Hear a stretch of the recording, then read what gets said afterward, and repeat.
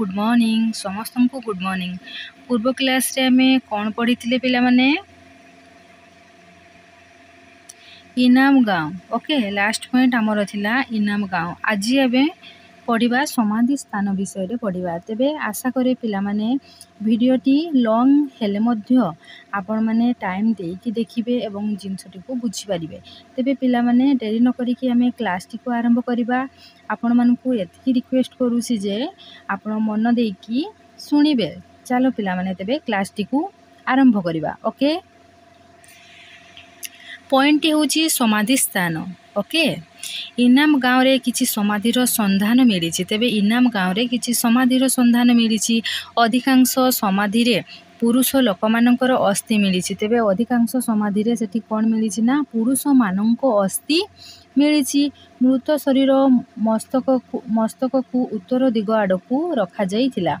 तेबे मृत शरीर मुंड को समाने उत्तर दिगरे रखुतिले। घर मध्यरे मध्य समाधि दिया जाउतिला। तेबे घर मध्यरे मध्य समाधि दिया जाउतिला। खाद्य और पानी थिबा पात्र को मृत शरीर सहित रखा जाउतिला। तेबे खाद्य और पानी थिबा पात्र को मृत शरीर सहित रखा जाउतिला। लोक माने मातृ उपासना करुथिबार विश्वास मध्य करा जाय। पिला माने आमे पूर्व क्लास रे मध्य पढिचे जे आर्य माने कोन करथिले मातृ उपासना बा देवी पूजा मध्य करुथिले। ताहा आमे अनुमान करिकी जानिचे जे जिनसोडा आर्य लोक माने कोन करथिले ना से माने मातृ उपासना किंबा देवी को से माने पूजा करुथिले। ओके, नेक्स्ट लोक माने गहम जौ मसूर मटर मका बाजरा धान सिंब आदि शस्य उत्पादन करुथिबार प्रमाण मिली। गरु महिषी छेड़ी मेंढा कुकुर घोड़ा गध घुसुरी हरिण गुंडुची मूषा प्रभृति प्राणी मानकर अस्थि मध्य सेठारु मिली अछि। कुंभीर कईच कंकड़ा और माछ आदिर अस्थिर संधान मिली अछि। माछ मांस गाई क्षीर जामु खजुरी और विभिन्न प्रकार कड़ी मध्य समाने खाउथिले। ओके, इनाम गाँव रे कृषिर यथेष्ट उन्नति होइथिला। तेबे इनाम गाँव रे कृषिर यथेष्ट उन्नति होइथिला। तापरे नेक्स्ट कहिछि प्राय 900 वर्ष पर्यंत विकास घटिबा परे एही सभ्यतार विलय आरंभ होई जाइथिला। तेबे 900 वर्ष एही सभ्यता कोन विकास आडकू गति करिथिला। तार परवर्ती समय रे कोन विलय अर्थात ध्वंस आडकू गति कला। अल्प वर्ष किंबा जमीर उर्वरता कमिबा जगू कृषि उत्पादन कमी जाइथिबार अनुमान करा जाउची। अल्प वर्षा माने अल्प वृष्टिपात हैला एवं जमीर कोन हैला ना उर्वरता जहा कि चाष पई अत्यंत आवश्यक। ओके, जमीर कोन हैला उर्वरता कमिबा जगू कृषि भल भाबरे हेई पारिला नाही। फଳରେ चाष कार्य छाड़ी लोक माने पशु शिकार और खाद्य संग्रह करिवारे लागिले। फଳରେ चाष कार्य को समाने छाड़ी की समाने कोन कले ना लोक माने पशु शिकार कले और समाने किपरि भाबरे बंचिबे खाद्य संग्रह करिवारे समाने लागिले। घरर आकार खूब छोट छोट होई गला। प्राय ख्रीष्टपूर्व 1800 रु 1200 मसीहा मध्य बेबिलोन और ताहार निकटवर्ती स्थान मानकरे हिटाइट नामक लोक माने लुहा पत्थर को लुहा बाहर करिवार कौशल जानि पारि थिले। तेबे पिला माने मने रखिबो 1800 रु 1200 मसीहा मध्य बेबिलोन और ताहार निकटवर्ती स्थान मानकरे हिटाइट हिटाइट नामक लोक माने लुहा पत्थर रु लुहा बाहर करिवार कौशल से माने जानि पारिले। नेक्स्ट कोन हैला ना लुहा पत्थर को तरड़ाई सेथिरु लुहा बाहर करिबाकू लागिले। कालक्रमे एही कौशल को पारस्यर लोक माने जानिले। जेउ आर्य दल पारस्यरु हिंदू कुश पार होई भारत को प्रवेश करिथिले सेमाने बदहुए लुहार व्यवहार जानिथिले। ख्रीष्टपूर्व 1000 मसीहा बेलू भारतर उत्तर पश्चिमांचल विशेष करी गांधार अंचल रे लुहा व्यवहार होउथिबार प्रमाण मिलिछि। एवं आउ कोना ख्रीष्टपूर्व 1000 मसीहा बेलू भारतर उत्तर पश्चिमांचल रे विशेष करी गांधार अंचल रे गांधार अंचल रे लुहा व्यवहार हेउथिबार प्रमाण मध्य मिली अछि। ପରବର୍ତ୍ତୀ ବୈଦିକ ଯୁଗରେ ଲୁହାର ବ୍ୟବହାର ଗଙ୍ଗା ନଦୀର ଅବବାହିକା ଅଞ୍ଚଳକୁ ପ୍ରସାର ଲାଭ କରିଥିଲା। ତେବେ ଗଙ୍ଗା ନଦୀର ଅବବାହିକା ଅଞ୍ଚଳ ପର୍ଯ୍ୟନ୍ତ ପ୍ରସାର ଲାଭ କରିଥିଲା ପରବର୍ତ୍ତୀ ବୈଦିକ ଯୁଗରେ ଲୁହାର ବ୍ୟବହାର। ଓକେ, ସେହି ଅଞ୍ଚଳର ଜଙ୍ଗଲ ସଫା କରିବା ପାଇଁ ବୋଧହୁଏ ଲୁହାର କୁରାଢ଼ୀ ବ୍ୟବହାର କରୁଥିଲେ। ତେବେ ସେହି ଅଞ୍ଚଳର ସେମାନେ ଜଙ୍ଗଲ ସଫା କରିବା ପାଇଁ ଲୁହାର କୁରାଢ଼ୀକୁ ସେମାନେ ବ୍ୟବହାର କରୁଥିଲେ। କାରଣ ପରବର୍ତ୍ତୀ ବେଦରେ ଶ୍ୟାମ ବା କୃଷ୍ଣ ଆୟସ ଲୁହାର ଉଲ୍ଲେଖ ରହିଛି। ତେବେ ପରବର୍ତ୍ତୀ ବେଦରେ କ'ଣ ହେଇଛି ନା ଶ୍ୟାମ ବା କୃଷ୍ଣ ଆୟସ ଲୁହାର ବ୍ୟବହାର ରହିଅଛି।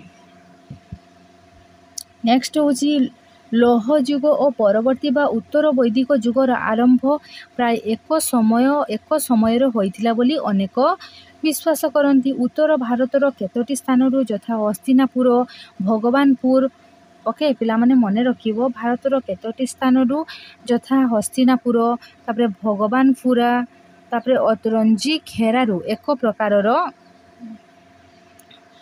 ପାଉଁଶିଆ ରଙ୍ଗର ଚିତ୍ରିତ ମାଟିପାତ୍ର ମିଳିଅଛି। ପାଉଁଶିଆ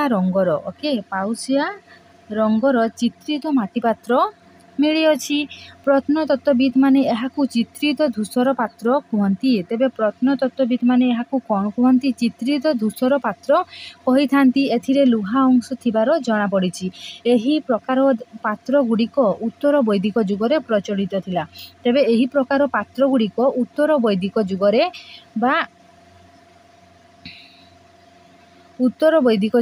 ପ୍ରଚଳିତ ଥିଲା। ଏହାଛଡ଼ା ଲାଲ ଏବଂ କଳା ରଙ୍ଗ ଥିବା ମାଟିପାତ୍ରର ବ୍ୟବହାର ଯୋଗୁଁ ଭାରତରେ ଦୁଇଟି ବଡ଼ ପରିବର୍ତ୍ତନ ଘଟିଲା।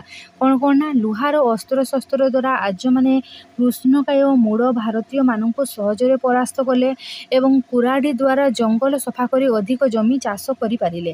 ଫଳରେ ଶସ୍ୟ ଉତ୍ପାଦନ କରିପାରିଲେ। ଆର୍ଯ୍ୟମାନଙ୍କର ପ୍ରକୃତ ବାସସ୍ଥାନ ଓ ସେମାନଙ୍କର ପରିଚୟ ଆଜି ପର୍ଯ୍ୟନ୍ତ ରହସ୍ୟ ହୋଇ ରହିଅଛି। ଅନେକ ବିଶ୍ୱାସ କରନ୍ତି ଯେ ସେମାନେ ପ୍ରଥମେ ଏସିଆ ମହାଦେଶର କେନ୍ଦ୍ରାଞ୍ଚଳରେ ବାସ କରୁଥିଲେ। ପିଲାମାନେ ମନେ ରଖିବ ଇମ୍ପୋର୍ଟାଣ୍ଟ, ଆର୍ଯ୍ୟମାନଙ୍କର ପ୍ରଥମ ବାସସ୍ଥଳୀ କେଉଁଠି ଥିଲା ନା ଏସିଆ ମହାଦେଶର କେନ୍ଦ୍ରାଞ୍ଚଳରେ ବସବାସ କରୁଥିଲେ ବୋଲି ଆମେ ବିଶ୍ୱାସ କରୁ। କାଳକ୍ରମେ ସେମାନଙ୍କ ମଧ୍ୟରୁ ଗୋଟିଏ ଦଳ ପଶ୍ଚିମ ଦିଗକୁ ଯାଇ ୟୁରୋପରେ ବିଭିନ୍ନ ସ୍ଥାନରେ ବସବାସ କଲେ ଏବଂ ଅନ୍ୟ ଏକ ଦଳ ପାରସ୍ୟ ବା ବର୍ତ୍ତମାନର ଇରାନରେ ପ୍ରବେଶ କଲେ। ପାରସ୍ୟରୁ ସେମାନେ ବିଭିନ୍ନ ଦଳରେ ଉତ୍ତର ପଶ୍ଚିମ ଥିବା ଗିରିପଥ ଦେଇ ଭାରତକୁ ଆସିଲେ। ଯେଉଁମାନେ ଭାରତରେ ପ୍ରବେଶ କଲେ ସେମାନଙ୍କୁ ଭାରତୀୟ ଆର୍ଯ୍ୟ ବୋଲି କୁହାଗଲା। ଯେଉଁମାନେ ଭାରତରେ ପ୍ରବେଶ କଲେ ସେମାନଙ୍କୁ ଭାରତୀୟ ଆର୍ଯ୍ୟ ବୋଲି କୁହାଗଲା। ଯେଉଁ ଭାଷାରେ ସେମାନେ ଭାବର ଆଦାନ ପ୍ରଦାନ କରୁଥିଲେ ତାଙ୍କୁ ସଂସ୍କୃତ ଭାଷା କୁହାଗଲା। ଏବଂ ଆର୍ଯ୍ୟମାନଙ୍କର ଭାଷା ଥିଲା କ'ଣ? ତେବେ ଆର୍ଯ୍ୟମାନଙ୍କର ଭାଷା ଥିଲା, ଆମେ ଏଇଠୁ ଜାଣୁଛେ ଯେ ସଂସ୍କୃତ ଭାଷା ତାଙ୍କର ଭାଷା ଥିଲା। ସେହି ଭାଷା ଆଜିର ସଂସ୍କୃତ ଭାଷାଠାରୁ ବହୁ ପରିମାଣରେ ଅଲଗା ଥିଲା।